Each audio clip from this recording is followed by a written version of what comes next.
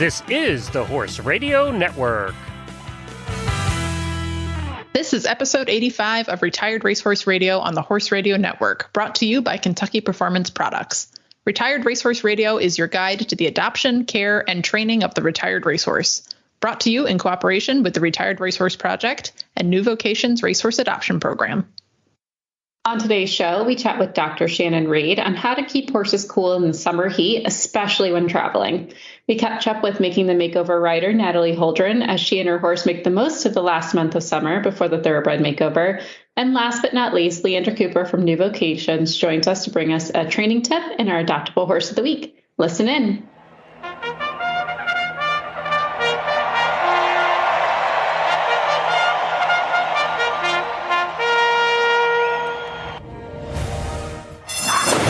And they're off on Retired Racehorse Radio, the podcast that is your guide to the adoption, care, and training of the retired racehorse. This is Joy Orr in Detroit, Michigan. And this is Kristen Kovach-Bentley from Jamestown, New York, and you're listening to Retired Racehorse Radio. Joy, happy a few days after your birthday. Thank you. Yes, I'm officially 30. It's a new decade. Ooh, welcome. And I'll tell you, I don't feel any wiser, smarter, or anything else that I thought I would. So that was a little disappointing, but everything else has been great. Yeah, I don't know who sold you that was what happens when you turn 30, but that's not actually it. No, I feel just as confused as when I was 29, so.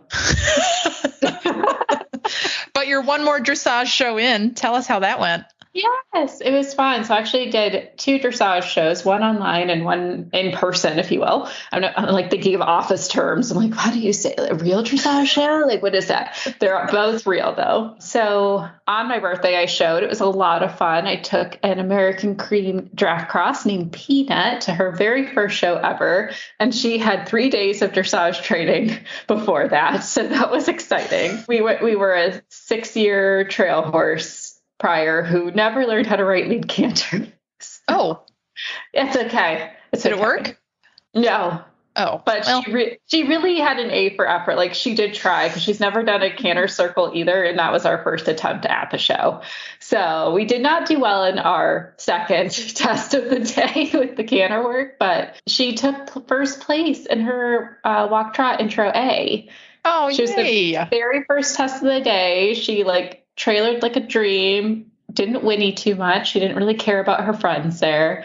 And the main thing is because she's a candidate for a lesson program. And we wanted to be sure she could also be shown by the students who primarily are under the age of 16. So we need to be sure this horse isn't running away with small children when we take it places. Yes. And she was a rock star. I barely had to correct her. So I was the guinea pig for the day. She seems to really like dressage as well, which was nice. She took everything in stride. The judge thought she was super cute. And I think she scored a 63 for her intro A. And we actually got a 61 for her intro C, even though we did not get the canter. I was just laughing the entire time. I'm like, well, this is a train wreck. The only goal was to stay in the saddle and to stay in the arena. And so the fact we took a ribbon and then we technically came in 7th out of 8 for intro C. I'm like, cool, we're taking it. I've never gotten a 4 in my life, though, until this day on a dressage test. I'm like, that hurt real bad. Yeah, but see, you made it. Like, now it's happened, and it's only going up from here for Peanut. So, yeah, good and girl. I'm also super proud of Astrid because I entered her in the online dressage show through Better Dressage Scores, and I did a post on that 2 weeks ago. So check it out on our Instagram. I just kind of want to get a baseline of where she was at as she continues to progress. And she did amazing. She got a 2nd place and actually scored a 67, which I'm like, how? Because she felt like a fire breathing dragon. I felt like my abs are splitting just to keep her together. It's like, this is a S show. God, my poor boyfriend, who is a horse boyfriend in training. He's my new cinematographer and he's my groom and he's all the things. He's volunteered himself to make breakfast at the next horse show. He's creating a whole menu. He's a precious gem that must be protected. We've all decided. Yeah, you take care of that, man. Yeah. Yes. And but he had to videotape my online show. The first one we did, the first attempt, was beautiful. I was so happy with it. He did not record in landscape and he forgot to zoom in Oh, damn. Oh, that's the worst. Beautiful like B-roll. great if you're going to put it on TikTok. Not so good if it's... Really great Instagram reel material. So it'll be really fun playing in that. And I was like, honey, we got to do it again because I can't use that one. I can't submit that one. I sent you the directions. He's like, I just thought the camera angles were really nice. And I'm like, it's really nice. It's not about the angles though, buddy. That's not it. Like, you have to follow the directions. It's not freestyle. Astrid's got about 7 minutes of brilliance per 45-minute ride. That I think was that. And I was like, okay, that was like 3 minutes. So maybe there's a little bit in there. No, we were done. Oh, she used up your quarter. Yes. We had a meltdown for a minute and we did a lot of circles. But she realized that she was not done after halting at X, which she knows what that means. But yeah, the fact she got a 67 and a second place, and the judge thought she was a very attractive horse with a great future ahead of her was very inspiring and motivating. So I'm like, well, at least we're not complete trash pandas in the arena. No, you're ready to go now. Yeah, so it was motivating and good at the same time. But enough about all my crazy. It seems like you had a crazy weekend, and I want to hear about your stories. I mean, it was just sort of a routine day on the old ranch, I guess. A non-rancher, that does not feel routine to me. I just would like to No, I don't remember what we were not going to ride is what was going to happen. And probably, you know what it actually is when we've decided if we have an order placed for Mexican takeout, then it always hits the fan like 95% of the time. So apparently we just get too much Mexican takeout, but we did intend to get Mexican that night. And that's why it all went south, I think. Is what happened. So we went out. No, they're like, we don't want mom to feel gassy and bloated because of all the refried beans. Like we're going to protect her at all costs by causing chaos. Yeah, well, and it wasn't even the horses, like, for one. Oh, that's right. It was horses what about the other four like chaos creators at your farm? Yeah, so we have like one main pasture, and that's split with a temp line, and the cattle rotate from side to side, but I keep the horses just on one side for access to shade and shelter. The cattle go back and forth. So the cattle were on the same side with the horses. So we had the horses feed set up, and then, Eric and I are just wandering around looking at the cows just to put eyes on them every day as we do. And Eric goes, oh no, and he points, and one of the Hereford cows, so she's a red cow with a white face, like looked like she had just stepped out of a horror movie, like blood spatters across her face, like on the white. And we were like, oh, what is happening? And then he goes, and he points at another cow, and she's got blood spatters across one hip. And then I go, and I point at a third cow, and she's got blood spatters. And we're like, what is going on out here? So we're walking around trying to figure out like who is bleeding on everyone else. And Eric points at the bull and goes, oh, I think I found it. And somehow the bull had ripped the end of his tail off. Oh my God. We're not sure how. We think what happens is, yeah, well, that was the first thing. It was like, okay, somebody just like raptured and grabbed his tail. But the cattle, for some reason, when it's really hot out, they like to sleep and stand like literally on top of each other. Like it'll just be like a cow pile. That sounds very counterintuitive, but okay. Yeah, cow logic is not the greatest logic. So don't take a whole lot of life advice from cows. But we think what happened is that maybe a cow stood on the end of his tail and he stood up really fast, and it's been really dry, so the ground's very hard. So we think that's probably what happened, and it just like whoop, and just ripped like the hairy part off. Do you and he basically reattach it? Well, we couldn't find it. Oh, do you like stick one on, like the pin the tail on the donkey? Like, what do you do? Right, yeah. So initially we were like, well, that's not great. And then we were watching him, and he would like get up, because we're walking around, so the cows are starting to move around, and he would get up and like walk 10 or 15 feet and then lay back down again right away, which was kind of weird. And then as he was laying there, I was watching, and I was like, this is bleeding pretty hard and pretty fast. And like it looked like somebody just spray painted the ground red where his little nubbin was sitting. So I'm sending video down to my sister-in-law who runs the farm, and I was like, what do you want us to do with this? And finally Eric ran down back to the barn, and he grabbed a bridle and a helmet for me, and I just shimmied up on Jobber bareback, and we brought the whole herd down that way so that we could treat the bull at the barn in the chute. And then what we did is we actually we used a calf bander and just tourniqueted the end of his tail to stop the bleeding, and then it healed up overnight.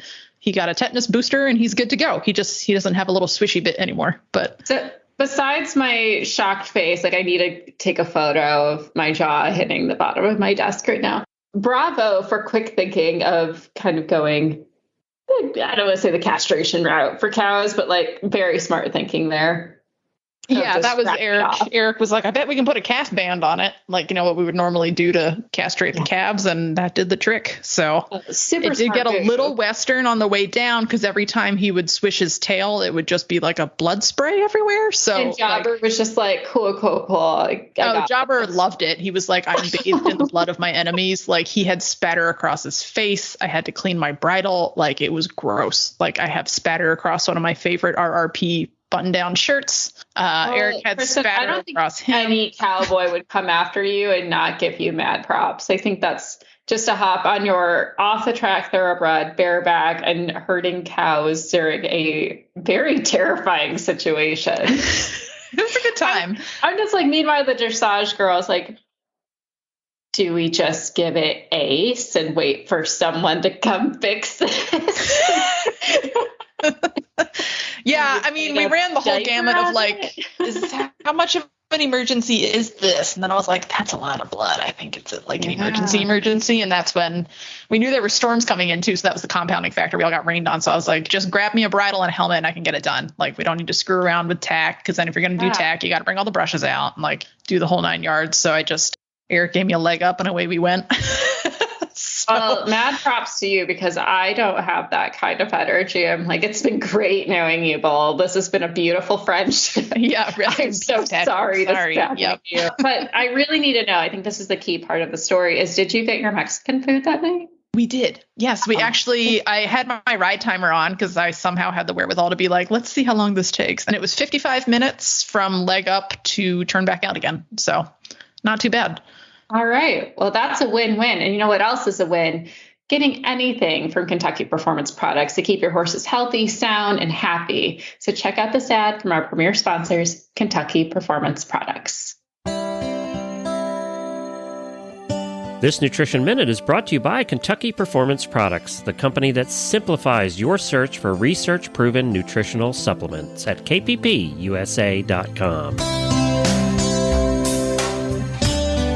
Did you know that easy keepers and horses on restricted diets are often at risk for vitamin and mineral deficiencies?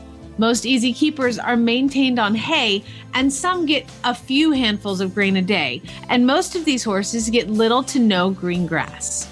Diets that don't include significant levels of green grass or recommended amounts of fortified concentrates just don't supply enough vitamins and minerals. Many horse folks don't realize that hay alone, even high-quality green hay, is not an adequate source of many vitamins. For example, when grass is cut and dried for hay, the vitamins quickly lose their potency. 70% of the vitamin E found in grass is lost in the first week after it is cut for hay. One way to ensure that your special needs horse is getting all the vitamins and minerals he needs is to add a vitamin and mineral supplement to his diet. A well-balanced supplement will provide the nutrients your horse requires without adding unwanted calories, starches, and sugars. Microphase, made by Kentucky Performance Products, is a vitamin and trace mineral supplement that bridges the gap in your feeding program. With Microphase, your horse receives adequate and balanced vitamin and mineral nutrition without unwanted calories or other ingredients. The minerals in Microphase have been chelated, a process that protects minerals during digestion and increases their absorption in the intestine. Microphase provides vitamins, such as vitamin E, in a natural form, so your horse receives optimal results from this supplement. This Nutritional Minute has been brought to you by Kentucky Performance Products. You can find all of their terrific products at kppusa.com.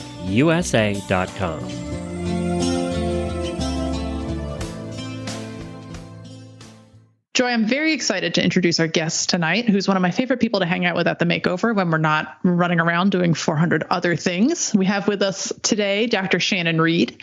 Dr. Reed is a clinical associate professor of large animal surgery at Texas A&M University, and she's also the consulting veterinarian for the Retired Racehorse Project, and she was instrumental in developing our arrival exam and our other horse health standards and protocols. She's focused some past veterinary research on thoroughbreds in second careers, and then in her ample free time, she also trains and develops her own 2 makeover graduates who she's dubbed the Brothers Mineshaft. Tell us about your Brothers Mineshaft, Shannon, because I love them. I love following their adventures. Yeah, they are a pair of geldings that are by Mineshaft, and they have some similar characteristics from Mineshaft, and then in some ways they are very different. One is quite tall and lean, and the other one is a brick house and an athlete. But they mostly tear things up, get into trouble, are demanding. I don't know. They are a pair of horses unlike no other. So when we're not calling them the Brothers Mineshaft, we refer to them as the monkeys, and they are full of personality, that's for sure. So they're living the dream, basically, just destroying your property and everything you own. So they're pretty good on fences. They don't really destroy property besides enhance our neighbor relations. Oh, good. Well, that's good. Yeah. And you fairly recently-ish, or it seems recent, moved to Texas from Ohio. So you know all about what we'd like to talk about tonight, which is adjusting horses to heat and hot climates. Yeah. But before we get to that, I do want to talk a little bit about all the cool stuff that you've helped us do with RRP. You're like volunteer extraordinaire. So tell us a little bit about the arrival exam and how that worked and how you kind of helped bring that idea to fruition for the benefit of all of us. Absolutely. Yeah. Okay. Well, I did compete twice at RRP and I loved it. It was a great experience and I didn't want to do it again in the way of it's a great experience. It takes a lot to get there. And then I am one who keep my horses. So there I was with 2 thoroughbreds and kind of no other way to stay involved because I wasn't going to show again. And then I started thinking, well, what's the way that I can be involved? And what are some things that we can do to strengthen the program? So had some discussions with the leadership at the time to say, we're bringing all these horses in. What can we do to sort of help them arrive in the best shape that they can, help the trainers kind of have a goal to move towards? Because you're going to the makeover and you got your focus on training and there's all these other pressures that are coming. It helps if we can give other people some benchmarks and say, okay, while you're training, let's think about the body condition of your horse and their soundness. And it's just a little bit of an external marker to put that on there to say, this is what we're trying to achieve. And that's why we instituted the arrival exam, which I think happened for the first time in 2019.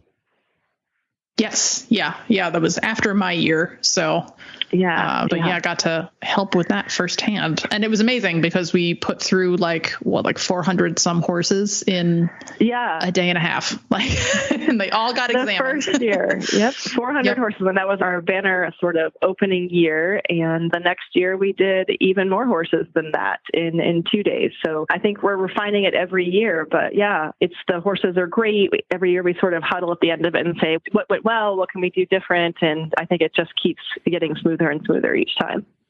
Yeah, well, we'll look forward to see how fast we can crank it out this year. But one thing for people to keep in mind, it just seems like this has been a hotter year. And I'm sure some of it is just like whatever that phenomenon is where you forget everything that happened in the year prior. But it does seem like this year is hotter than ever. So we're going to have a lot of people shipping from far away to get to Kentucky. And then, a lot of our listeners are just shipping to shows in general. And it's warm. It's really hard to figure out how to safely get your horse from point A to point B, especially if you live someplace, like you do in Texas. So we wanted to help our listeners kind of try to figure out how they can keep their horses healthy while still enjoying their horses. And I think one thing that a lot of people struggle is, when is it too hot to be doing these things? Like, is there a temperature where you'd be like, I'm not going to ride, or I'm not going to put a horse in the trailer? Yeah, well, there is and there isn't. And I guess one thing we have to right off the bat kind of think about is it's not just the temperature outside, it's the temperature and the relative humidity together. So, for example, if you're looking at your thermometer and you say, okay, it's morning, I can go out and ride, it's only 85 degrees, and then I am about to get on my horse and I check the relative humidity, and because it's morning and the dew is out and the humidity is also 85 degrees, that's not going to work for that horse. So there's temperature, which needs to be kept in mind, and then relative humidity. For some of our listeners, they might be in an arid area of the country. And so for them, the only heat they necessarily have to consider is that the temperature is 92. And so what we tend to see as a nice rule of thumb is to take your temperature in Fahrenheit. Sorry for our Canadian listeners. Take our temperature in Fahrenheit, and then you're going to add the relative humidity. So you put those two together, and that's going to give you your sort of combined heat index for horses. And then we'd like to say if you're at 130 or less, there's relatively low risk, and you can think about normal activity. And then there's a couple of ranges that you can go from there. And it's basically 130 or less, you're probably okay for most horses. And there's a couple exceptions, so remind me to circle back to those. And then right up to about 150 of those two numbers added together, you sort of have a medium risk where you can do your normal activity, but you want to take some breaks. You got to think about rest. You got to think about if you're talking for a period of time with your trainer, your instructor, your friends, that you're going to do it in the shade. So that up to 150 is just a medium risk. And then when we're above 150 with those two things added together, the temperature and the relative humidity, up to about 180, that's a pretty high risk time. You could maybe do light work. And so by light work, it's walking, breaks, everything is quiet, and it's a short period of time. And honestly, if you don't have to be riding at that time, that might not be the best. And then when we get greater than 180, really horses cannot regulate their temperature. And those are some pretty high numbers. If we're talking like 90 degrees outside Fahrenheit and 90 degrees humidity, we don't even really want to be outside, but we can push it through. But the horses, they don't have quite all the same mechanisms that we do. And so the risk of heat stroke is quite high when those are over 180. And then you got to add in a few other things. If your horse has underlying health issues, if there's a bit of maybe not as in shape as they should be, that will kind of move your dial of what they can handle for a heat index. Can you also move your dial if your horse is just kind of a weenie? Yeah, you can, because some horses are not going to work very well with hot. If your horse is telling you that they don't want to work, that might be viable. But there are a couple of things to keep in mind, and maybe we should circle back to that, is how horses handle heat. There's some mechanisms for that. And so they're going to perspire like we do. And so you're going to get evaporation of perspiration. And so that's a main way in which they cool themselves.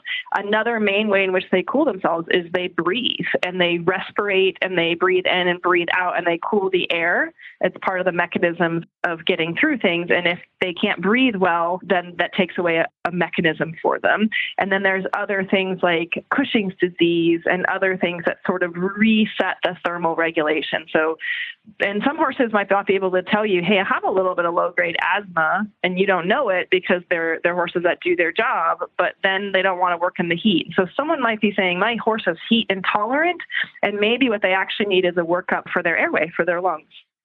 Oh, okay. I'll just jot that down for another thing to worry about. Yeah. All right. Super. Yeah. That's super interesting, because I was thinking, is it like a nebulizer treatment? I think is that one that you could recommend for horses who might be more heat intolerant? Well, so that's a complicated question you're asking. So what nebulizer means is that's like a class of things. So all nebulization means is it's taking a droplet of liquid and it's making in such fine droplets that when they inhale it, it gets taken up by the respiratory system.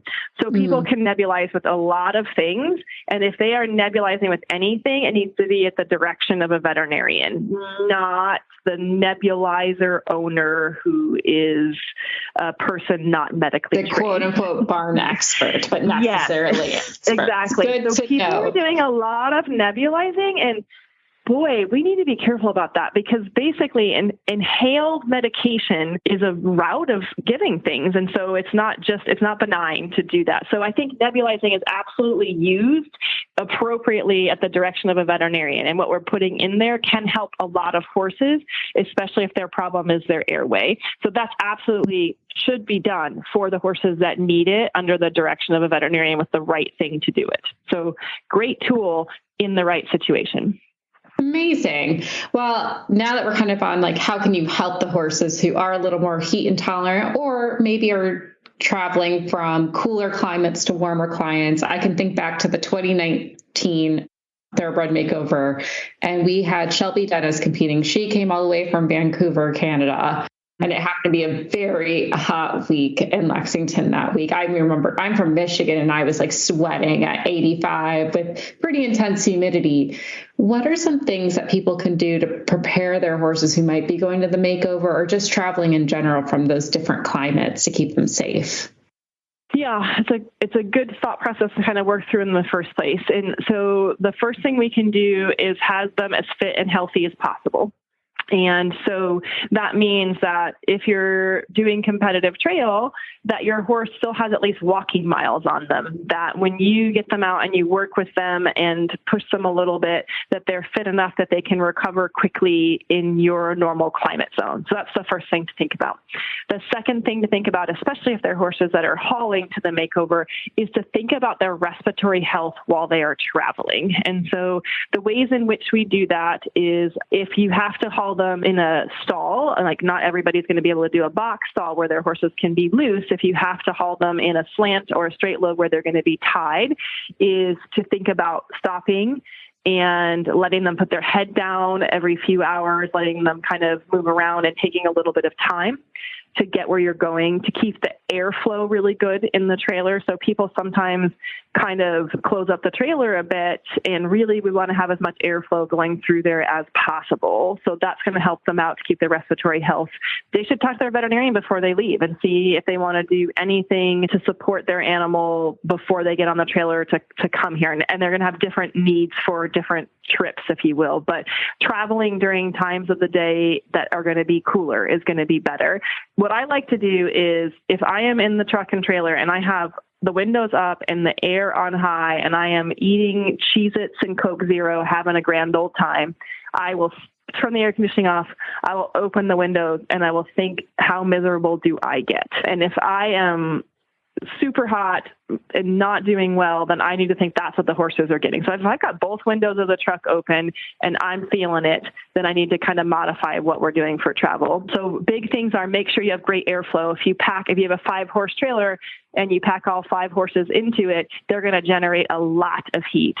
So thinking about not having sheets on them, not having their legs wrapped. A couple of people have said, and I think this actually works well, you can actually dump bags of ice into the shavings on the base of the trailer, and it will cool down the temperature in the trailer some, like the big bags of 50-pounders, and that will do that for a couple of hours. When you stop, making sure your trailer is in the shade. And if you have those small fans that you can put on, that is also helpful. So kind of setting them up on the trailer ride is also important, keeping their respiratory health good. Making sure that you don't have really dusty, dry shavings bedding your trailer, things like that. That's interesting. Yeah. So I always, I saw the thing about the ice, that goes viral on Facebook every summer, and I'm actually shocked I haven't seen it yet. And I always wondered, does it get to a point then where it's just wet shavings? Does that bring humidity up? What do you do when all the ice melts? Yeah. I don't think you can put enough ice in to cause the humidity to go up, honestly. Oh, okay. And your shavings can actually be a little moist anyways, because we want them to stay down. We don't want them to float around the trailer, and we want the dust to stay down. So I will, because sometimes my shavings dry out, especially if they're sitting in the trailer. I keep them load after load. So I clean the manure out and things like that, and they sit in there. I will actually mist them down. So having a little bit of wet shavings or damp shavings is actually not going to cause the humidity to go up in the trailer. It's more the relative humidity to the outside that's going to do it. And honestly, the ice is just sort of get them started. But what's going to make it really hot in there is packing horses in nose to nose, tail to tail, not having windows open, things like that, not having the vents open on the top of the trailer, and then just considering time of travel. The other thing is plan for a blown tire. Okay, so if you are going to have a tire go bad, do you have water? Do you have a way to keep the horses ventilated? And for all those traveling while we're on the source of heat, summer is when everybody blows tires, right? So you should not get on the road in the summertime without new tires or good tread on tires, and making sure you have a good spare, because when horses will overheat is when they have to pull over on the side of a highway with a stressful situation. Yeah, exactly. So think about, do I have a good spare? Can I change a tire well? Are my tires in shape to make the trip, so that you don't have a long stop on the side of a highway? Great. Well, now Dr. Reed has just given me a list of things to be paranoid about. So that's really fun. But in reality, maybe. Yeah. It's a super checklist. solid it's a advice. checklist of things to work ahead of time. Yes, exactly. Yeah. And, as they say, what is it? Like preparation prevents problems. I'm sure there's a better way to say that, but we can coin that. We'll ready make a t-shirt. It's okay. Yeah, I said it, not the Army. So no, I mean, it does, but if you're already thinking like we want you to, like, you got to have a checklist. You have a checklist to pack your trunk, right? You have a checklist to pack your clothes. Then you have a trailer checklist, and where's my tire pressure out? Do I have new tires? Do I have a spare? Do I have water on the trailer if I need to? How am I going to keep the airflow good in there? And if you're coming, is the 5-horse trailer, do I need to have all 5 slots open? Because them sitting next to each other packed is going to radiate quite a bit. So it's not a big checklist that we just made. No, it's all good advice. Well, we could go on and on and on because I'm sure there's much more information to glean from Dr. Reed, but we are out of time for today's show. Really? But that just means that we can have you on again and pick your brain about many other fun topics. So, Dr. Reed, so much fun, I didn't even realize it. I know. Yeah, I was like, oh my gosh, look at the time. We're pretty cool. Now, I know you said you were but a humble surgeon with no social media or website to speak of. So, if anyone wants to get any more information on these particular topics, where would you refer them? Well, the AEP has a great website to start with. So if you go to the AEP, they have like hot topic sites, and they'll have like some pull down lists of things you can look at. So I love the AEP. The AEP partners with the Horse magazine, and a lot of their articles are sort of linked together. And I know I'm a veterinarian, but I want you to talk to your vet and just ask them those questions and do that on your visit and figure that out. So Racehorse is AEP's website, the Horse magazine, and their links that they have through there. I think I usually find their stuff to be nicely accurate and researched, and then thinking about just talking to your good old-fashioned veterinarian. All right. Well, Dr. Reed, we will look forward to seeing you at the makeover. Hopefully some of our listeners will as well, and hopefully we can have you back again to talk about other scary things that we can get prepared for. Excellent. I can't wait. Well, thanks very much. Kristen, I still can't believe how close the Thoroughbred Makeover feels. I know it's in October, but it's already August. I feel like we're just flying by. Tell us what's new at the Retired Racehorse Projects. I'm sure you have a bunch of stuff going on. Yeah, we are getting geared up for the makeover. There's a lot going on with that, but we are adding something new this year to the makeover experience. So just to add another reason to come down to Kentucky in October, this year we are adding the ASPCA Racehorse Adoption Barn. So that's in partnership with the ASPCA Racehorse program. So this is in addition to the ASPCA Makeover Marketplace, where you can purchase a makeover graduate who's gone through the program and has done the horse show. This is an adoption barn. So this is all for adoptable horses that are Racehorse partner organizations. And this is any level of thoroughbred. So this is not just horses coming right off the track. You might be able to find some old schoolmasters and show horses there, or maybe some retired broodmares who are looking for another career at a slower pace. So you'll find all sorts of horses there, all adoptable, and all still right there, able to be tried in the trial ring or have a PPE taken. So the makeover is still going to be kind of your one-stop shop for all things thoroughbred. But yeah, this year adding that adoptable Racehorse adoption barn. So something new to bring you there. Might be able to find maybe your 2023 makeover horse there for anybody interested. Joy.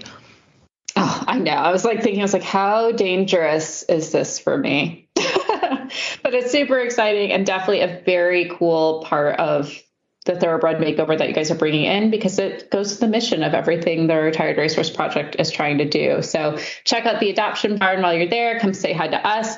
Looking forward to it. It's just more and more coming in October. I'm getting excited for. Thanks, Kristen. Yeah, we should plan a listener meetup or something there. So yes. Everybody stay tuned. We'll work on that and get back to you soon. Follow us on social media. We'll put deets. Well, Kristen, it is time for one of our favorite parts of the show, our Making the Makeover series. And we're catching up with Natalie Holdren. If you have not heard Natalie's segment so far, go back and listen to the other episodes. They're great. But to catch you up, she is our junior competitor who's actually riding as a team this year at the Thoroughbred Makeover with her horse, Templemore. So Natalie, welcome back to the show. Yes, I'm excited to be back. It's great to have you, because I have to say I'm thoroughly impressed by the amount of energy that you bring to the show every time, because you are a showing superstar. You're just out and doing it. So tell us, because last time we talked to you, you were showing, I think, every Wednesday. How has that been going so far for you and Tempe? So that's been going well. For him, the jumper shows have really taught him a lot because you can't school before. So the hunter shows, he can go around the ring, see everything, go jump all the jumps, and kind of figure out what's going on with his life when he gets there. But at the jumper shows, it's kind of going to the ring and immediately we're working. We school some jumps outside of the ring, but he hasn't seen any of them that are in the ring. So it's really helped him sort of settle in faster and get, okay, I entered the show ring, it's time to start working type of mindset. And then it's just been good for him for his focus, because that's always been a big killer for us. But I've noticed now at the hunter shows, after doing a few jumper shows, he definitely, after he goes into that schooling ring, he's like, okay, it's time to work. I'm ready to go. So nice. Yeah. Benefits of cross training for sure. You know, as a Western person, like I'm familiar enough to, like, I can tell the difference between the jumper ring and the hunter ring, but that didn't occur to me that those schooled so differently that you would get that much benefit from doing one versus the other. So that's cool. That's good to know. So would you say, Natalie, like, so he really enjoys the warm up for sure. He likes to take his time into it. How has he been overpaced to any of the jumping shows, or is he still taking those in stride, just a little more hesitant? He has been phenomenal. I think at the jumper shows, he's a bit more backed off because he's just a bit more like confused about what's going on. But the more places we go and the more we jump around, he really hasn't been super backed off anywhere, and he still takes everything. After he gets over the first few jumps, he gets back into his rhythm and it all clicks for him, which has been super nice. That's amazing. So it sounds like he's got a very good brain. I mean, you prefaced that when you introduced him in your first episode with us, but he's really proving himself here, it sounds like. Yes, he really is. I love that. And how's your teammate doing with him? Very well. She's also going to be taking him to a few shows soon. She has been consistently riding him. She's been putting a lot more of the dressage and heavier flat work that I don't have the long enough legs to wrap around him to help do all of that. So that's definitely been a benefit of the team. Yeah, nice way to split that up. So we're in final entry phase now. That opened up 2 days ago. We're recording this on the 3rd. So as of August 1st, final entry is open. So have you made your final entry? Do you know what classes you're doing yet? We have to still submit our final entry, but we have decided on show hunters and dressage is going to be our final classes for us. Nicely. The nice combo. Mm-hmm. He's going to look so good all braided up, too. I'm so excited to see him. He's going to be gorgeous. like I'm meeting a celebrity, Kristen, a little bit. Yeah, when you go down the ramp into the Rolex and then you see like two idiots bouncing up and down by the side. That's us cheering for you, just so you know. But, like, we love you, Tempe, like holding signs and stuff, being super annoying. Yeah, that'll be us. Well, what I love is I think there's, in the horse world, there's always a little bit of a feud between the hunter girls and the dressage girls to a degree. But it's nice that you and your partner for this, you're kind of combining the two and showing the benefit of both sides of it. Do you feel like he leans towards one more than the other? Do you think he's a rock star at both? He rocks it in both rings. But now, after our first few months of struggling with jumping, now that he's figured out jumping, I think he enjoys that job more. But I think he still excels at both, but he definitely prefers to be jumping around, whether that's jumpers or hunters. Mm-hmm. So that's always been fun, but definitely I'd say he doesn't struggle with either, but I would say that he definitely enjoys the jumping aspect of the hunters more. Remind me, is he 4? How old is he? He turned 7 this year. Oh, he turned 7. Okay. I made up 4 completely. That's a good age. It's a very good age to start working with them because they start to get out of their youngster sillies at that point. I think you have taken him and really given him some solid foundations. You're taking him to different shows, different locations. I'm curious of how you've managed to keep him on the schedule when it's warm. Like, have you taken some days off in between, or is he able to keep going and doing fine? So a lot. Me and my partner usually work out a schedule at the beginning of the week, and we ride about 5 days a week. I usually do about 3, and she does about 2, just because she has a busy riding schedule with other horses, and one of the other makeover horses that's coming from our barn is also part of her responsibility. So he usually has about 2 days off during the week, and since I'm not in school with the heat, I try to ride early in the morning or late at night, because we are blessed to have an indoor that has lights. So if I do need to ride late at night, I can go ride in the indoor, or I ride really early right as the sun's like just coming up. And that way it's not too hot and we can still get a nice ride in. Very smart advice there. So that ties in well to everything we just talked about with Dr. Shannon, but putting your horse first, and you can still manage to get the time in, putting them first and protecting them from the heat. And we follow you on social media. Tempe's obviously thriving. What else is coming up from what we can expect the rest of this month? So rest of August, we have another Hunters show. We're kind of winding down on those. That series ends the end of October. And then we have our jumper finals. Our last jumper show for the series is going to be next week or in 2 weeks. But he's already qualified, so he's getting a week off from that show. And then the jumper finals is at our home barn. So a lot of prep with that and getting him ready for that. And then first week of September, we're going to be in Devon showing at Colonial Classic. And it'll be his first real big overnight show, just so that way Kentucky won't be his first big overnight show. Ooh, I like that your first overnight is at the Devon Showgrounds, which is just so iconic. I know. I was like, you have to do that if you're doing Hunters ever. It's just heck yeah. I love gorgeous that. facility.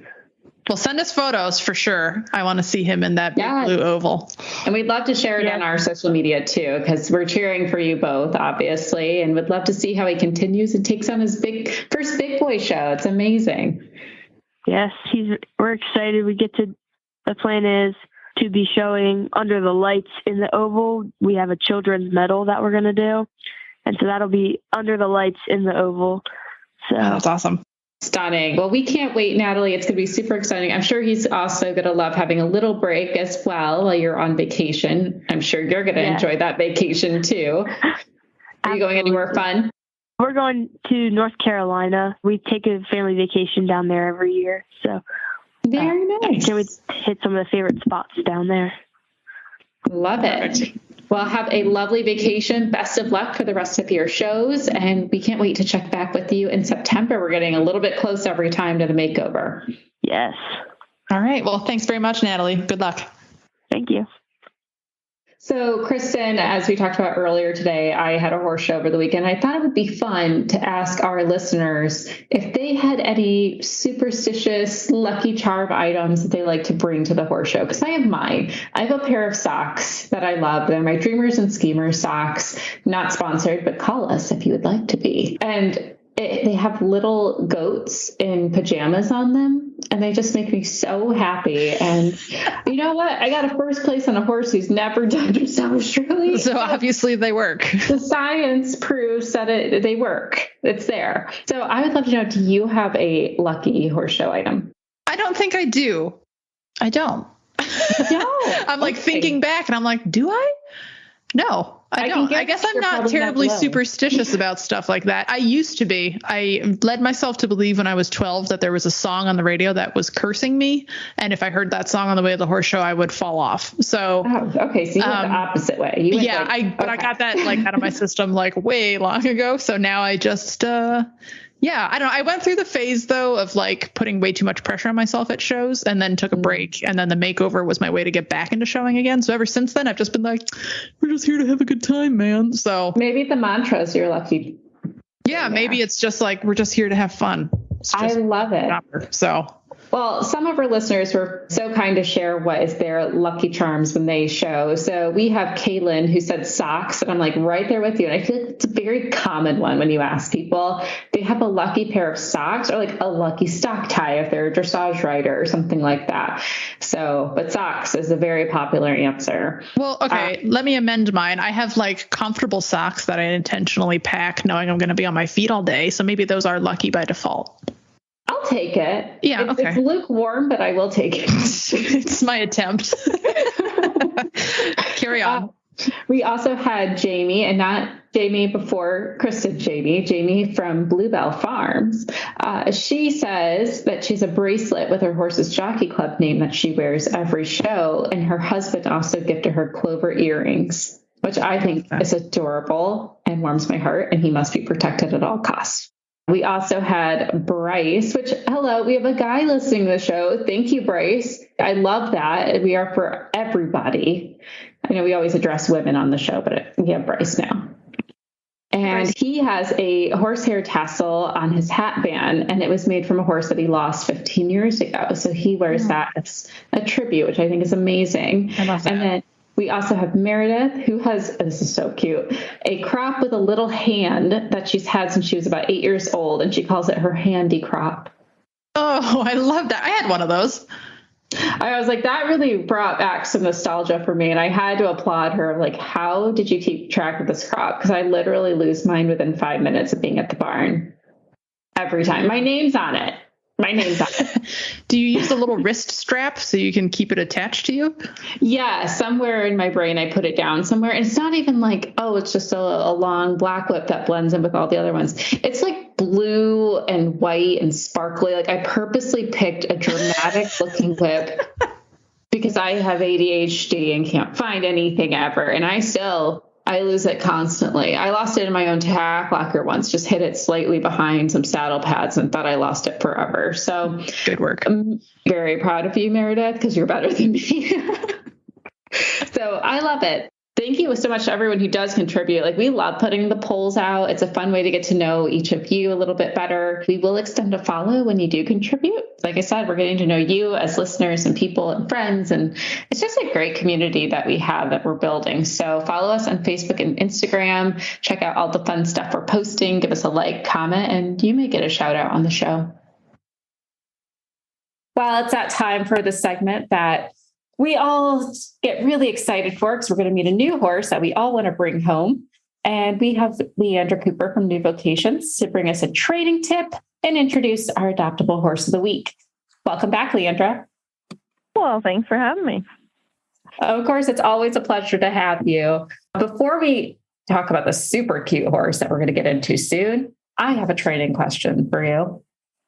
I would love to know your tips and tricks for how to get the more tense, not totally non-paying attention, anxious horse, but just the slightly tense, we can't fully relax into what we're doing horse, into that relaxed state as they work. They get comfortable with the work they're doing.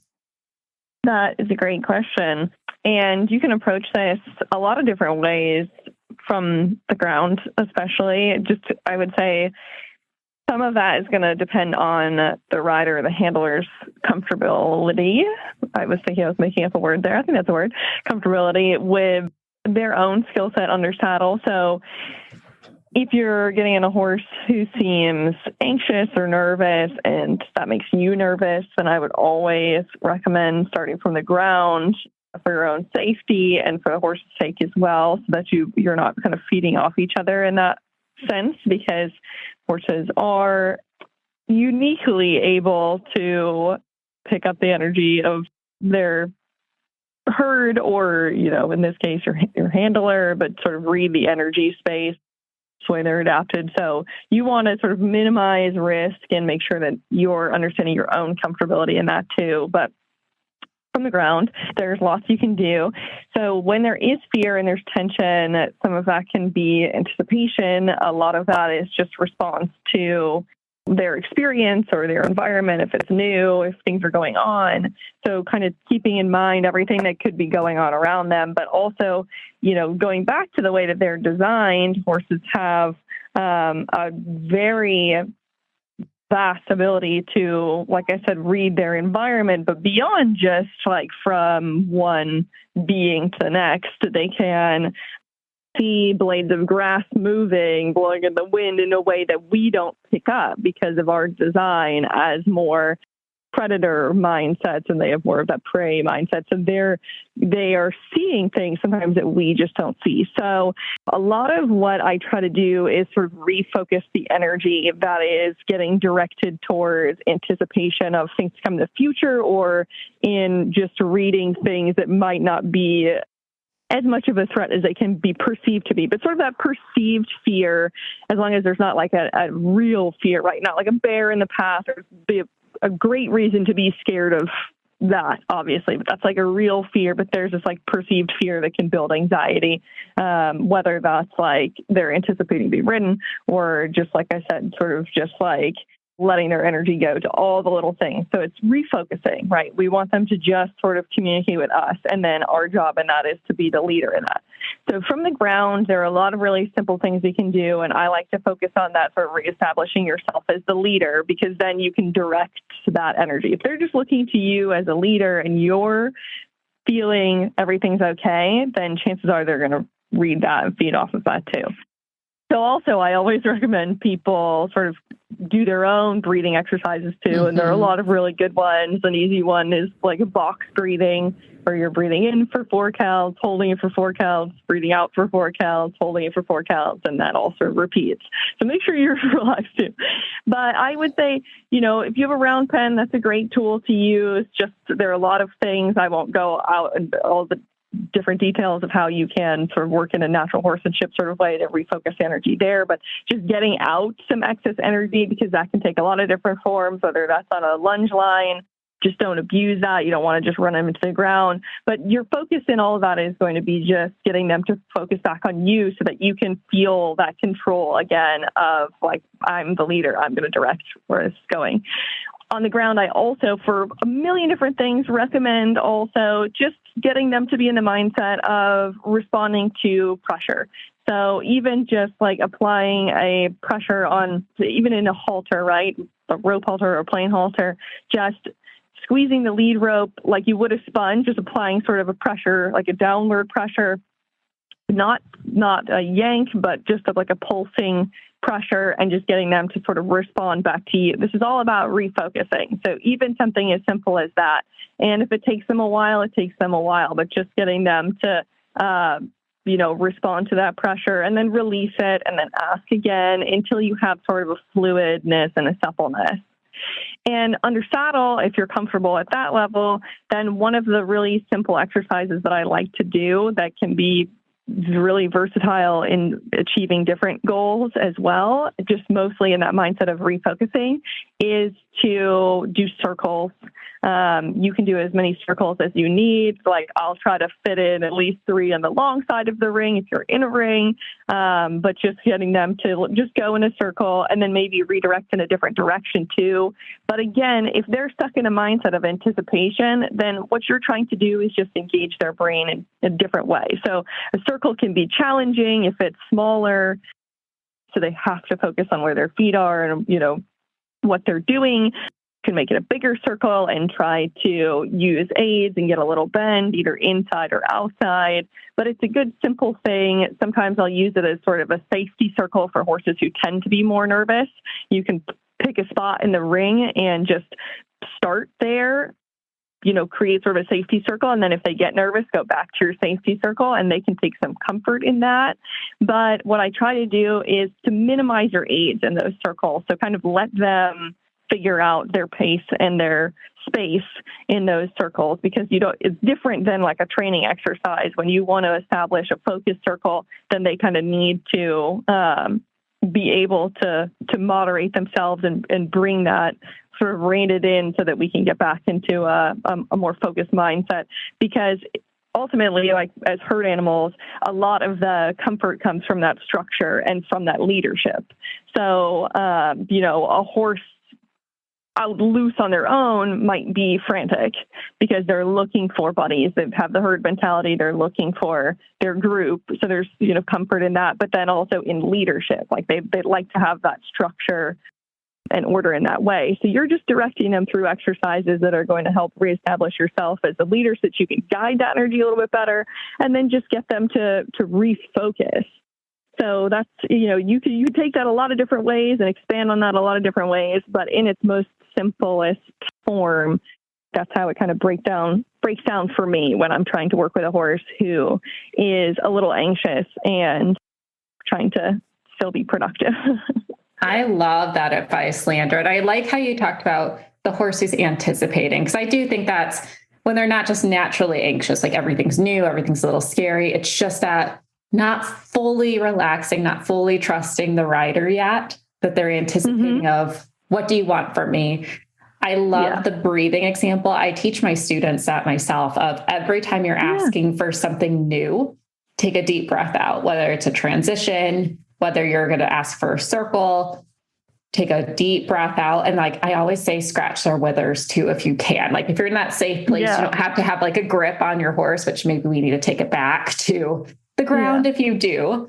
I love the scratch on the withers every time they're trying to breathe with you, or that you can feel that tension release even for a second. I think it can be really beneficial to the horse to let them know, like, you're okay, you're in a safe place. Yeah, absolutely. I think what was key too, Leandra, you're talking about adding steps and moving the feet. And I think the tendency for a lot of people, especially if the rider is also a little anxious, which is of course probably contributing to a horse being anxious, is like, oh, well, we better stop and stop and relax and wait. And half the time that's the opposite of or over fixate of I have to get a relaxed trot. So you just stay on it too long. That's the other opposite extreme. Yeah. Keep trying to drill that thing. Yep. Yeah. So it's like, you got to be somewhere in the middle, and just keep switching it up and make them. Absolutely. And they're just like, they're basically born into movement, right? Like that, not only is that natural for them because, they're prey animals historically, but that's, something that is a natural thing. If you're anxious, you want to move.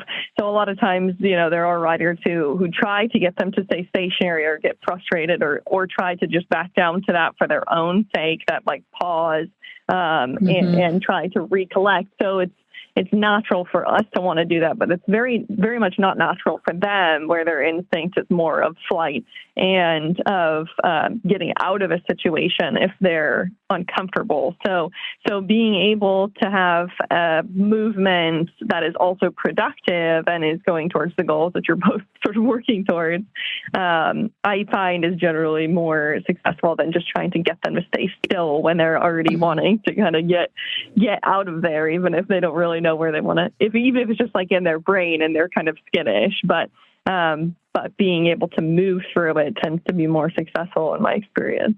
Fabulous advice as always, Leandra. And I feel like it always comes down to it of knowing the horse, coming in with the right mindset and not being afraid to just keep mixing things up.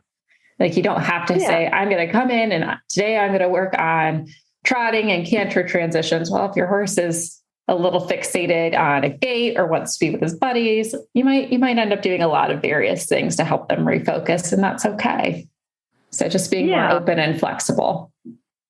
Yeah. And I always think of like, even in a show atmosphere where you like can't, be doing whatever you want. It's not like your home base where you can sort of like take the ring and have all that. Like you might just have a few moments and just feel that tension. And if you establish a sort of, whether it's a safety circle or something else, like sort of a routine where you're checking in with your horse, like that can bring back that more collected, organized mindset, right? That pattern in their brain that gives them some comfort.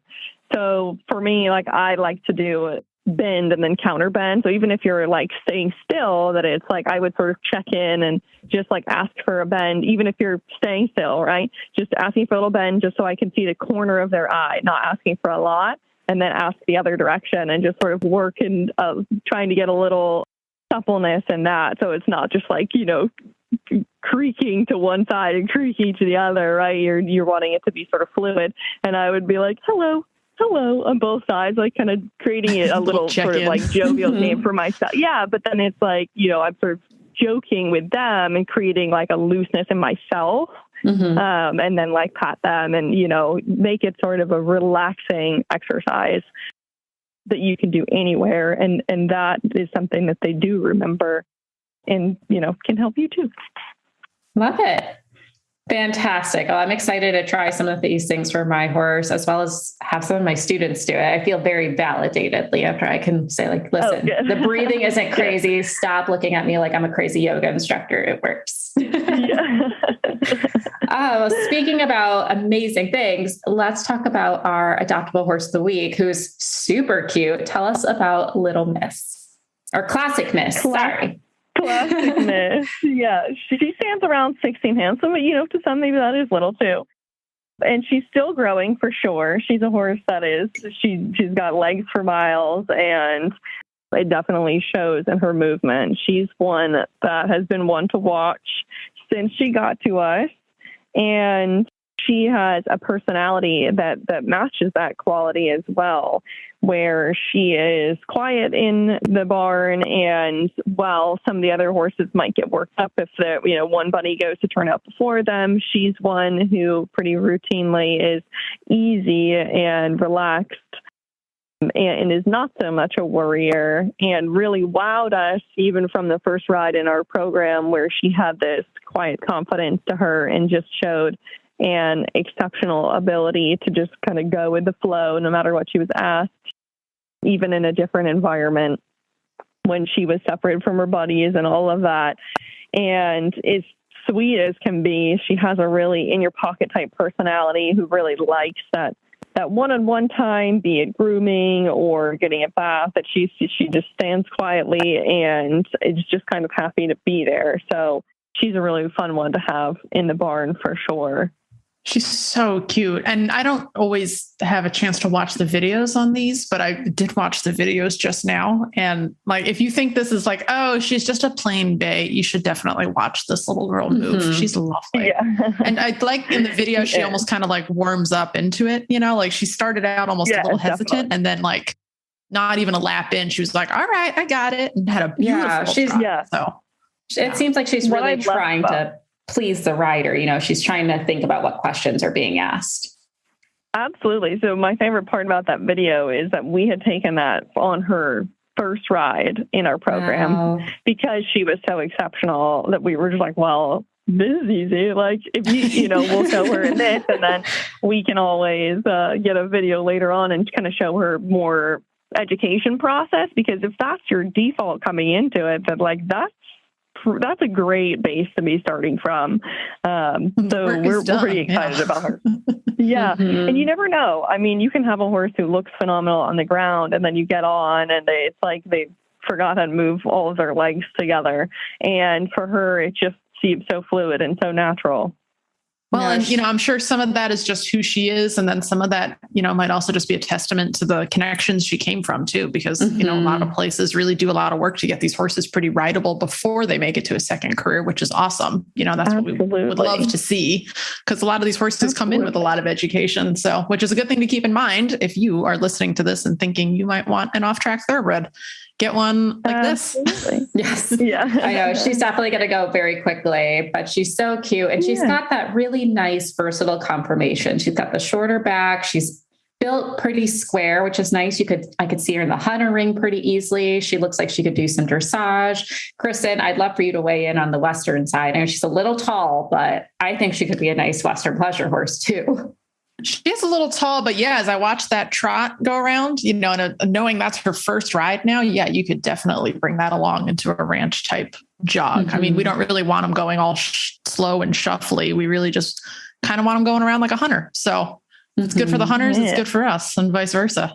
She'd be super cute. And that adoption fee is ridiculous. You guys know what the horse market is like right now. The adoption fee on this mare is $2,500, which is essentially free, because if you were to try to buy this horse on the open market right now, that would be like 3 times as high. So trot on over to horseadoption.com and get your form filled out so you guys are ready to go and move on these horses, because that is a bargain for this little mare. She's so cute. Mm-hmm. Absolutely. We think so too. And, with adoption, you get a lot of other benefits, like having other professionals sit on them beforehand, any vet work that comes with them, knowing that they're up to date on everything. So it really ends up being quite a nice package deal. And I mean, even without all that, this is a really nice horse, but we think that she's going to have a really fantastic career no matter what she does. Obviously versatile. I'm glad you guys think so too. And looking for that right person for her. I know that's a great point, tempted, but I've made a promise. I made a promise that my next horse has to be for the thoroughbred makeover, and I didn't apply this year, but I really like Just her. Let her sit until next year. I know. Bring her home. Stop tempting. Come on, Kristen. come on. There's ways. I know. She is my type too. I love like that, between 15 to 16 hand mare who's just got that really kind eye. You can tell she's curious. That's my type of ride. So I vouch for her. If anyone adopts her, please let me know. I would love to see how she's doing. And check out all the other horses at horseadoption.com. Leandra, always a pleasure. Thank you so much for joining us. And we can't wait to have you next time. Well, thank you so much for having me. Looking forward to it next time. You can find our show notes and links to today's guests on the website at retiredracehorseradio.com. Like us on Facebook and Instagram, just search for Retired Racehorse Radio. Follow us on Twitter at Horse Radio. I can be found on Instagram at The Horseback Writer, and you can follow all of my Racehorse Ranch adventures on Facebook at Jobber Bill Racehorse to Ranch Horse. My email is kbentley@therrp.org. You can find me on Instagram and TikTok at Misfit Equestrian, and my email is joy@horseradionetwork.com. Thank you so much to our sponsors, Kentucky Performance Products, and don't forget to check out all the other shows on the Horse Radio Network at horseradionetwork.com. Remember to set your goals high and love to learn from every ride. And add more leg, especially when it's hot out. Bye, guys. Yeah, they need it, huh? Bye, guys.